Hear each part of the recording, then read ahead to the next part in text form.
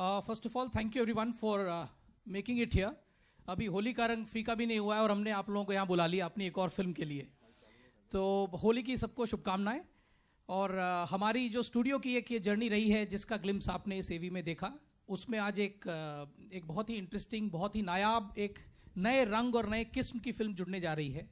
और मैं उसके बारे में कम कहूँ और ट्रेलर कहे तो ज़्यादा अच्छा होगा, लेकिन दो बातें खास मैं जो कहना चाहूँगा। पहली तो परेश जी, अनु जी और नसीर साहब, ये तीन चोटी के नामी गिरामी कलाकार इस तरह के वो एक साथ पर्दे पर, तो ये एक बहुत ही नायाब, बहुत ही अच्छी बात है इस फिल्म के लिए।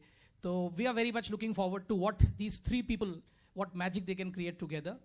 और दूसरा, ये फिल्म इसमें डेब्यू डायरेक्शन है फुआद साहब का, तो वो एक और अपने आप में एक बहुत महत्वपूर्ण बात है। If you can just stand up Fuad, you will of course join us here, but you know, so big hand for Fuad.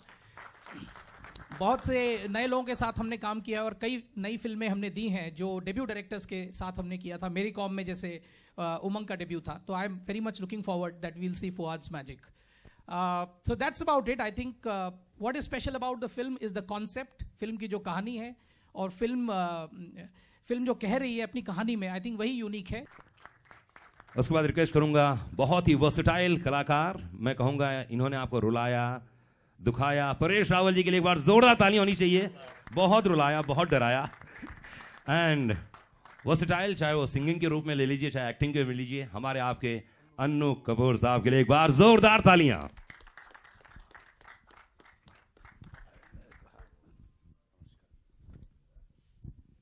Welcome, आप तीनों को बहुत बहुत स्वागत है। मतलब आपकी जिंदगी में कभी कोई ऐसा व्यक्ति मिला, कोई ऐसा पाला पड़ा ऐसे व्यक्ति से जो ऐसे संकट में हो? इस तरह का तो पाला नहीं पड़ा लेकिन जिस तरह की भूमिका मैं कर रहा हूँ, ऐसे कई लोगों को दूर से जरूर देखा है। अच्छा, देखा है करते हुए। क्या खास बात लगती, क्या क्यों इतने सफल हैं ये लोग? अपनी इंटेलिजेंस का इस्तेमाल करते हैं ये सारे के सारे जो हैं, जो अपने आप को प्रॉफिट्स या गॉडमैन बना लेते हैं, ये बहुत ही ज़हीन लोग होते हैं और अपनी जहानत का गलत इस्तेमाल करते हैं, आई सपोज। परेश भाई, मतलब आप तो उर्दू और हिंदी के बीच में फंस गए हैं तो कौन सी कंफर्टेबल लगी आपको लैंग्वेज पूरे सीखते समय?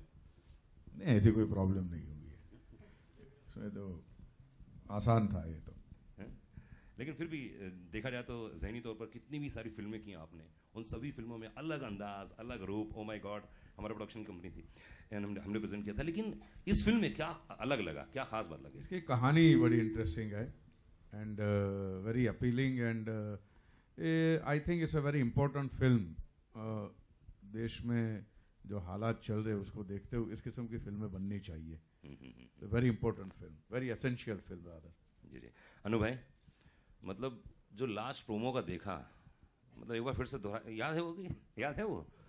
मतलब वो ज़हनी तौर पर कितनी बार इन्होंने रिहर्सल की होगी आप लोगों ने उस चीज़ के लिए? रिहर्सल तो मुझे करनी थी, वही थोड़े करनी थी। अरे सुनने की भी रिहर्सल हो सकती है, बाप रे बाप, कितनी देर तक, मतलब ऐसी खालिश उर्दू। इसका जो जिस्ट है वो मैं 4 लाइन नजर कर रहा हूँ आप सबको, हिंदुस्तानी आवाम को, समाज को, हमारे देश को। अब तो मजहब कोई ऐसा भी चलाया जाए, अब तो मजहब कोई ऐसा भी चलाया जाए जिसमें इंसान को इंसान बनाया जाए।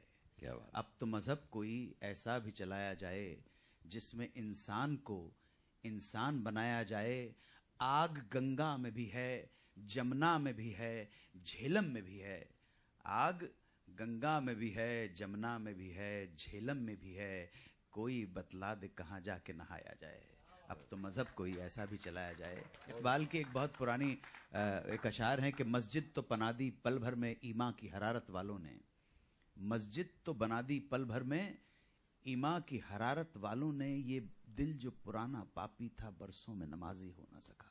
ये जिस्ट है हमारी फिल्म का। और जैसे परेश भाई ने आपसे कहा कि बहुत ज़रूरी है इस तरह की फिल्म्स सामने आए। आप बहन मल्लिका शेरावत को भी दाद दीजिए, लेकिन हम लोगों के एफर्ट को भी थोड़ा सा। बहन ने बहुत अच्छा काम किया, देखी मैंने कल फिल्म। बहन ने हाँ बहुत परेश भाई, अपनी जिंदगी में कभी ऐसे धर्म संकट में पड़े, किम कर्तव्य विमुड़ में आ गए, निरो या कंजरो, नहीं जी, बिल्कुल नहीं, क्योंकि मैं ऐसे धर्म वरम में मानता नहीं, मैं सिर्फ मानव धर्म है उसमें मानता हूँ, तो मेरे लिए ऐसी कोई दिक्कत, ऐसी कोई प्रॉब्लम होती नहीं। नहीं, धर्म के सिवाय भी ऐसा कोई कभी हो जाता है ना, धर्म संकट पड़ जाता है इंसान, अब मैं क्या करूं? क्या मैं कमर्शियल फिल्म करूं या आर्ट फिल्म करूं? यस यस यस, नहीं, कमर्शियल ही करूँ, है ना?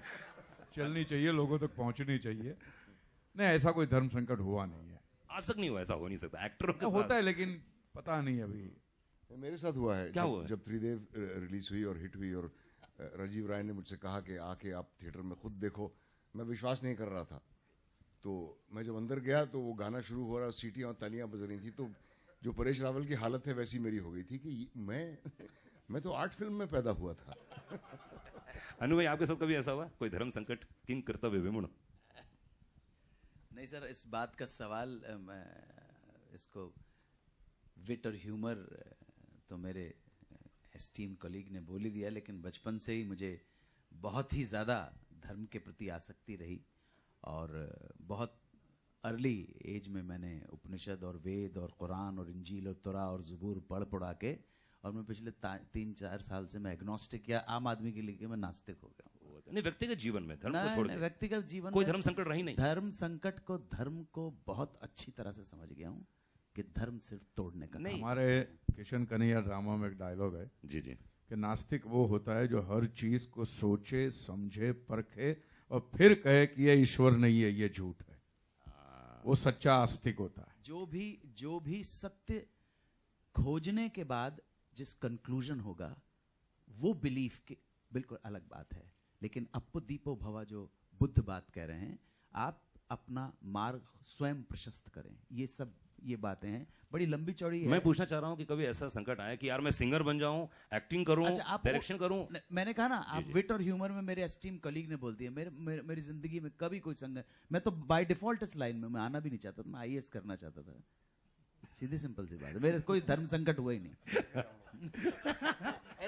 आईएएस में सेलेक्ट नहीं हुए, हिंदुस्तान की सिविल सर्विस बच गई। जैसे भाई, फिल्म को लेकर कभी ऐसा हुआ कि ये फिल्म करूं या ना करूं, कभी ऐसे?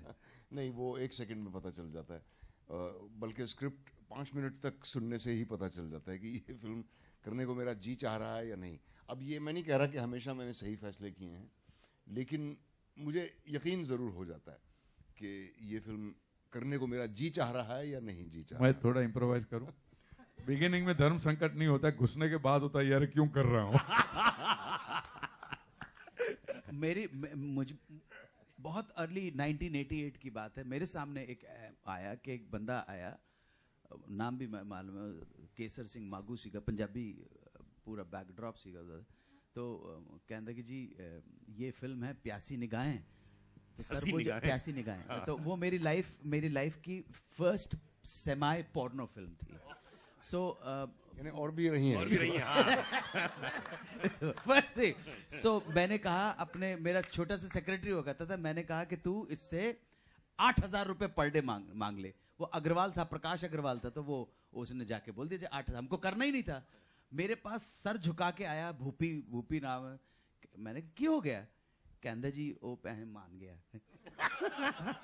कहंदे 5 दिन का काम हैगा, और तो ये सचमुच धर्म संकट था, मुझे मजबूरी में पैसे की वजह से कि मान ही गया, अब तो मुझे सब काम करना पड़ा। वो नसीर भाई, क्या बताया गया डायरेक्टर द्वारा आपको कि ये फिल्म क्यों कर रहे हैं, और क्या पहली मुलाकात में फवाद ने कुछ बताया होगा? फवाद क्या है, हमेशा जब मैं फवाद से मिलता हूँ तो मुझे ऐसा लगता है कि मैं ये इतना इस तरह क्यों बिहेव कर रहा है जैसे मैं इसको झापड़ मारने वाला हूँ। तो फवाद ने कुछ नहीं बताया, उन्होंने मुझे सिर्फ इस फिल्म का आइडिया मुझे सुनाया, और मुझे लगा कि ये ज़रूर करनी चाहिए, क्योंकि एक संजीदा बात कह रही है इन इट्स टोटलिटी। हालांकि अप्रोच मज़ाहिया है इसका, और मैं इस बात में विश्वास करता हूँ कि अगर कोई भी गहरी बात जो आपके दिल को छूती है, वो अगर आप सुनने वाले तक पहुँचाना चाहते हैं, तो सबसे पहले तो सुनने वाले का ध्यान अपनी तरफ करना पड़ेगा। और मेरे ख्याल से ह्यूमर से बेहतर कोई तरीका नहीं है to win the audiences attention. जाने भी दो यारो, 30 साल से भी ज़्यादा हो गए बने हुए, लेकिन आज भी लोग उसको देखते हैं और पसंद करते हैं। हालांकि उस वक्त हम सबको लगा था कि ये बहुत ही बेवकूफ़ी की फिल्म बन रही है, लेकिन ओवर द इयर्स हमें पता चला कि उसके वर्च्यूज क्या थे। मैं इस फिल्म को उस कैटेगरी में डालूंगा। और जहाँ तक भगवान में विश्वास करना का या ना करने का जो सवाल है, इसका तो डेफिनेटिव जवाब आइदर वे कभी भी नहीं दिया जा सकता। तो उस बारे में सोचना ही फिजूल है मुझे लगता है। मुझे लगता है आपको अपने ज़िंदगी के साथ अपने इक्वेशंस ढूंढने चाहिए और उन्हीं के साथ आपको जीना चाहिए। भले ही वो इक्वेशंस आपको आपका रिलीजन जो आपको बचपन से सिखाया गया है वो देता हो, या आप जिस डिसिप्लिन में हैं वो देता हो, या किसी गुरु से मिलें या जहाँ से भी मिलें। बट ये बात तो सच है, जैसा कि परेश ने कहा कि हमें बांटने का काम जो है वो रिलीजन ने बहुत ही सक्सेसफुली किया है हजारों सालों से।